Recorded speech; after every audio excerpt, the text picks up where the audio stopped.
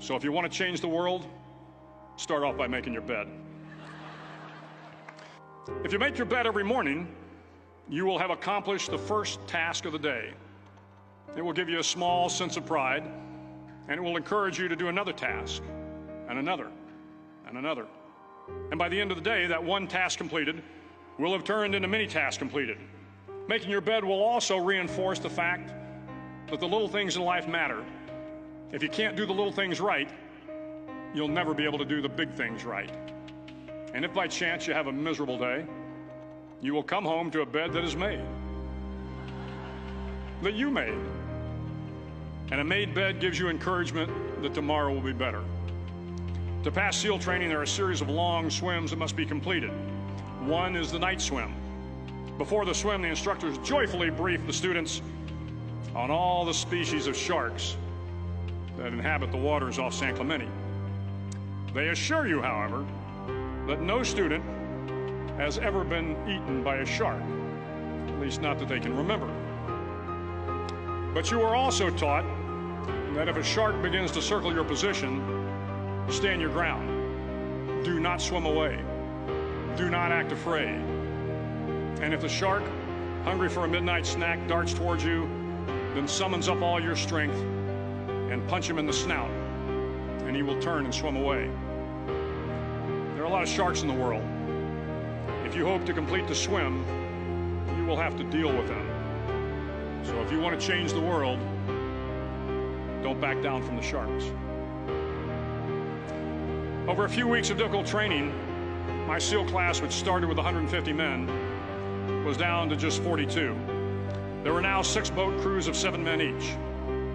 I was in the boat with the tall guys, but the best boat crew we had was made up of the little guys, the Munchkin crew, we called them. No one was over 5'5". The Munchkin boat crew had 1 American Indian, 1 African American, 1 Polish American, 1 Greek American, 1 Italian American, and 2 tough kids from the Midwest. They out-paddled, outran, and outswam all the other boat crews. The big men in the other boat crews would always make good-natured fun of the tiny little flippers the Munchkins put on their tiny little feet prior to every swim. But somehow these little guys from every corner of the nation and the world always had the last laugh, swimming faster than everyone and reaching the shore long before the rest of us. SEAL training was a great equalizer. Nothing mattered but your will to succeed, not your color, not your ethnic background, not your education, not your social status. If you want to change the world, measure a person by the size of their heart, not by the size of their flippers. The 9th week of training is referred to as Hell Week. It is 6 days of no sleep, constant physical and mental harassment, and 1 special day at the Mud Flats. The Mud Flats are an area between San Diego and Tijuana where the water runs off and creates the Tijuana Sloughs, a swampy patch of terrain where the mud will engulf you. It is on Wednesday of Hell Week that you paddle down to the Mud Flats and spend the next 15 hours trying to survive this freezing cold, the howling wind, and the incessant pressure to quit from the instructors. As the sun began to set that Wednesday evening, my training class, having committed some egregious infraction of the rules, was ordered into the mud. The mud consumed each man till there was nothing visible but our heads. The instructors told us we could leave the mud if only 5 men would quit. Only 5 men, just 5 men, and we could get out of the oppressive cold. Looking around the mud flat, it was apparent that some students were about to give up. It was still over 8 hours till the sun came up. 8 more hours of bone-chilling cold. The chattering teeth and the shivering moans of the trainees were so loud, it was hard to hear anything.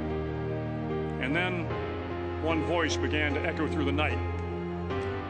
One voice raised in song. The song was terribly out of tune, but sung with great enthusiasm. One voice became 2, and 2 became 3, and before long, everyone in the class was singing. The instructors threatened us with more time in the mud if we kept up the singing, but the singing persisted, and somehow the mud seemed a little warmer, and the wind a little tamer, and the dawn not so far away. If I have learned anything in my time traveling the world, it is the power of hope. The power of one person, a Washington, a Lincoln, King, Mandela, and even a young girl from Pakistan, Malala. One person can change the world by giving people hope. So if you want to change the world, start each day with a task completed. Find someone to help you through life. Respect everyone. Know that life is not fair and that you will fail often. But if you take some risks, step up when the times are the toughest, face down the bullies, lift up the downtrodden, and never, ever give up. If you do these things, the next generation and the generations that follow will live in a world far better than the one we have today. And what started here will indeed have changed the world for the better.